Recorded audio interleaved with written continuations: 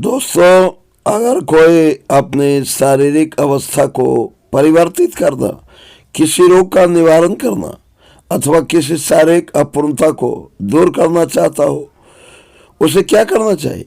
क्या उसे अपने प्राप्त लक्ष्य के प्रति तन्मय हो जाना चाहिए और अपने कार्य को पूर्ति के लिए अपनी संकल्प शक्ति का प्रयोग करना चाहिए, अथवा केवल इस दृढ़ विश्वास में निवास करना चाहिए कि यह सब हो ही जाएगा?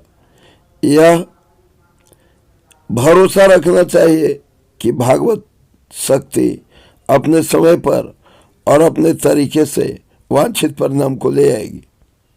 ये सभी एक ही काम को करने के अनेक उपाय हैं और अवस्था विशेष के अनुसार प्रत्येक प्रभाव कार्य हो सकता है। तुम किस पद्धति का उपयोग करके अधिक से अधिक सफलता प्राप्त कर सकोगे, यह तुम्हारी चेतना के विकास पर अथवा तुम जिन शक्तियों को कार्य क्षेत्र में उतार सकते हो उन पर निर्भर करना है।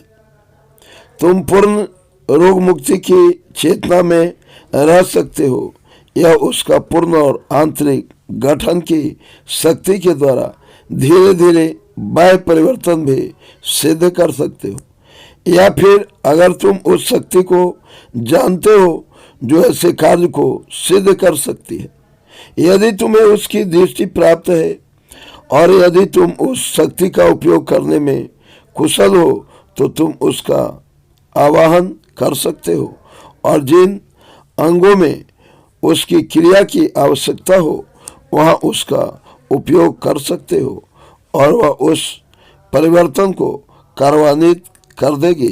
अथवा भागवत शक्ति में विश्वासपूर्ण भरोसा रखते हुए अपनी कठिनाई को भगवान के सामने उपस्थित कर दो और उनसे रोग मुक्ति की मांग करो।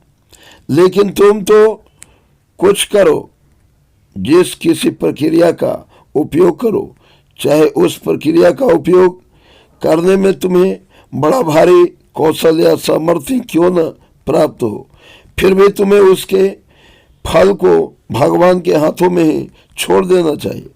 तुम्हें सदा प्रयत्न करते रहना चाहिए, किंतु तुम्हारे प्रयत्न का फल देगा या न देगा भगवान का काम है। यहाँ पर तुम्हारी अपनी शक्ति ताकत खत्म हो जाती है।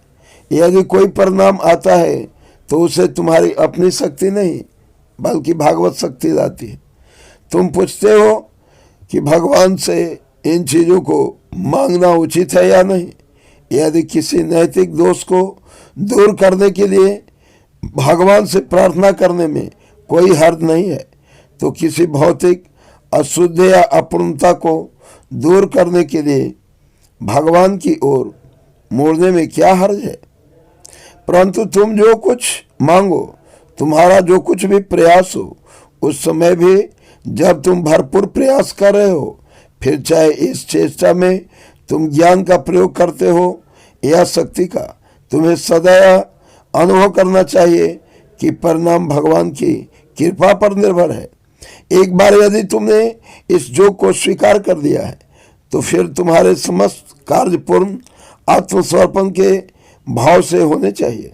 तुम्हारा भाव यह होना चाहिए, मैं अभिप्सा करता हूँ, मैं अपनी अपूर्णताओं को दूर करना चाहता हूँ, मैं अपनी ओर से अधिक प्रयास करता हूँ, किंतु फल के लिए मैं अपने आप को संपूर्ण रूप से भगवान के हाथों में सौंपता हूँ। यदि कोई कहे मुझे परिणाम के विषय में निश्चय है, मैं जानता हूँ कि मैं जो चाहता हूँ वह भगवान मुझे देंगे, तो क्या इसमें कोई सहायता मिलती है?